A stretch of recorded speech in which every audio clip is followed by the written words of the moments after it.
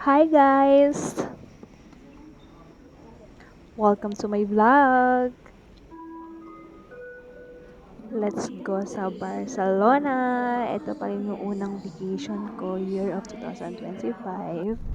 So, natutuwa nga talaga ako this time kasi yung mga building nila ay bago talaga ang mga building sa mga mata ko. So, this time natutuwa ako sa nakikita ko. Tapos yung bus nila napaka-laki. May first floor at saka second floor. So, this time ay pupunta na po kami sa amin unang hotel kung saan kami magstay ng 4 days. Kasi after 4 days, mag-move po kami papuntang Valencia. Doon yung second hotel namin.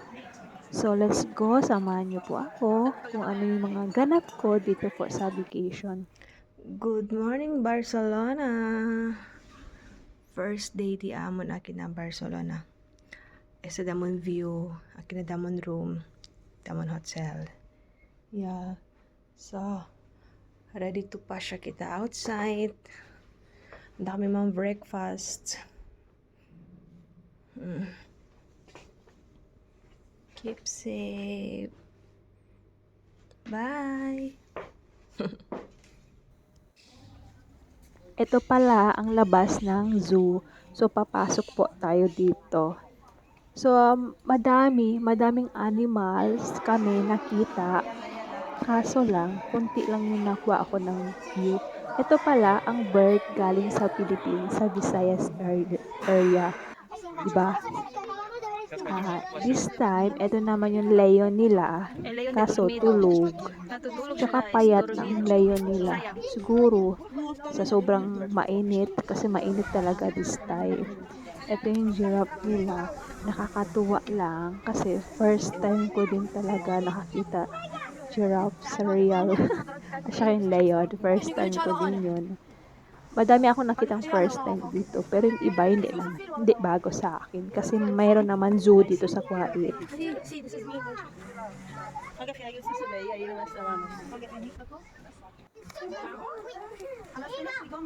Ito naman dalawang monkey, hindi naman to bago kasi madami naman monkey sa Philippines. Kaso lang itong dalawa sobrang nakakaaliw, pasaway, parang may kilala ang akong ganun. Ito naman baby bear, hindi siya masyadong malaki, halata baby pa talaga siya. Yan, first time ko din yan, oso. At ito naman ang mga sea leon. Yan, first time ko din talaga nakakita dito po sa Barcelona. Yan nga, this time nakakatuwa nga talaga sila kasi na-enjoy po silang lumangoy, naglalaro. Ako naman sobrang naiinitan that time, parang pakiramdam ko din na gusto ko din maligo diyan sa tubig kung saan sila nagliligo, naglalaro. Yan, tingnan niyo ang kukulit. At ito naman ang crocodile nila. Hindi po siya malaki, pero nakakatakot tignan. Imagine mo, what if kung mahulog ka dyan, di ba? Ay, buyag. So, hindi nga kami tumagal dyan. Lumabas kami agad. Kasi, what if nahulog? Simbak ko. Ambot.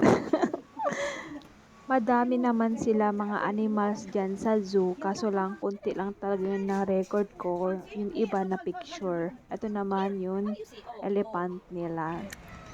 Grabe, ping kaliente. So, nainitan nga talaga kami dito. Ayan, nilibrehan kami ng ice cream. Yan muna ang i-snack namin kasi mamaya dinner is kakain kami. So, this time, pupunta po kami sa Agua Park. Yun po yung second mission namin today. Pupunta kasi maaga naman kami natapos sa zoo. Ito yung entrance nila. Akala ko talaga is tubig, dagat, pero yung pala 3D lang pala talaga. Na-prank pa talaga ako dito sa entrance nila. So, ito yung sa loob. Madami pong tayo nakikita.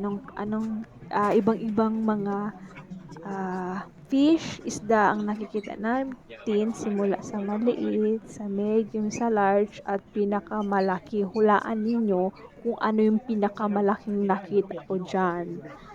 Naaliw nga talaga ako kasi meron mga bago sa mata ko, like starfish, ano pa ba? shark. Ayan, talagang first time ko talaga nakakita ng shark. Tapos may mga small na isda na kumukulay-kulay sila. Hindi ko alam kung ano mga pangalan nila dyan. So, ito yung mga ganap namin sa first day namin sa Barcelona.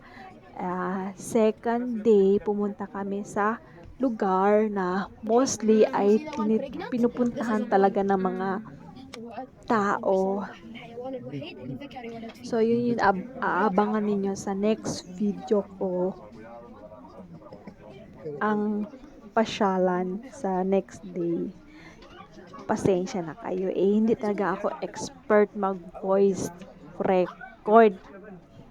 I don't know kung ano yung lumalabas sa bunganga ko. Hindi kasi ako expert, kaya pasensya na talaga kayo dito sa mga sinasabi ko.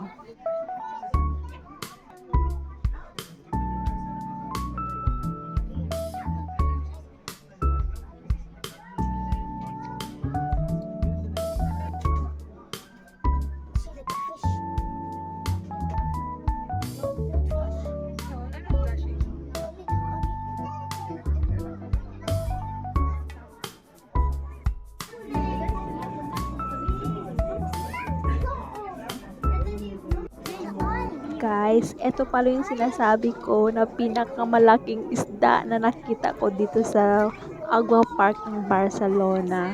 Sobrang laki ng shark. Siguro matanda na to kasi slowly lang siya mag-swim, no? See you in my next video. Thank you for watching, guys.